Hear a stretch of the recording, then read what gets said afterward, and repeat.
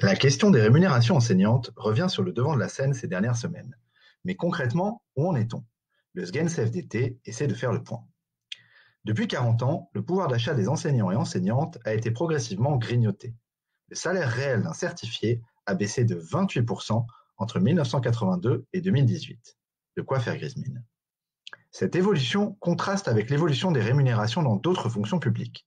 Sur la même période, des fonctionnaires de catégorie équivalente aux enseignants ont quant à eux vu leur salaire réel augmenter. Une comparaison qui agace un peu. Mais les rémunérations enseignantes sont aussi marquées par d'importantes inégalités.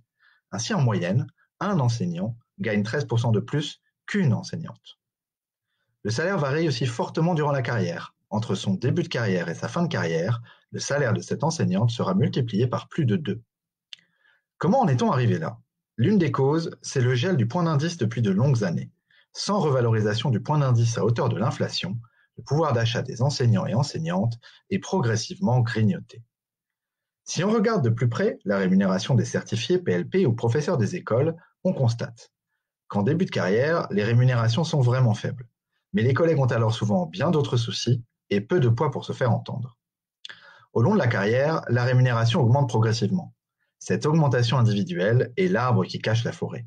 Pendant que mon salaire augmente, les rémunérations enseignantes, prises dans leur globalité, baissent. En fin de carrière, j'atteins un niveau de rémunération appréciable. De quoi profiter d'une retraite plutôt confortable avec la règle de calcul des 6 derniers mois. À condition toutefois d'avoir eu une carrière complète, ce qui n'est pas le cas pour une bonne partie des collègues, notamment celles et ceux pour lesquels l'enseignement constitue une seconde carrière. Tout se passe comme si l'éducation nationale et les professeurs passaient ce marché de dupes. Je te paye mal pendant 30 ans pour te payer correctement pendant les 30 ans suivants.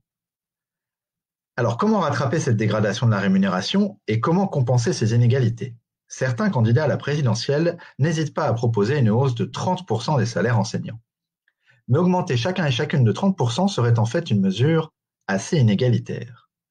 À la place, on pourrait choisir de redessiner les grilles de rémunération, avec des débuts de carrière sérieusement revalorisés, une progressivité qui reste palpable et des fins de carrière toujours plutôt confortables. La différence entre la courbe actuelle en vert et celle plus foncée, 20% de rémunération tout au long de la carrière, les 20% que les enseignants ont perdus depuis 40 ans. Depuis 2020, le ministre Jean-Michel Blanquer a lancé un processus dit de revalorisation. Mais si l'on distingue les améliorations de la rémunération en début de carrière, force est de constater qu'on est encore loin, très loin, d'une courbe plus acceptable. Le rattrapage salarial reste à faire. Il y a donc encore beaucoup de chemin à parcourir pour obtenir une vraie reconnaissance de l'importance de nos métiers, mais aussi une rémunération plus juste entre les différents enseignants.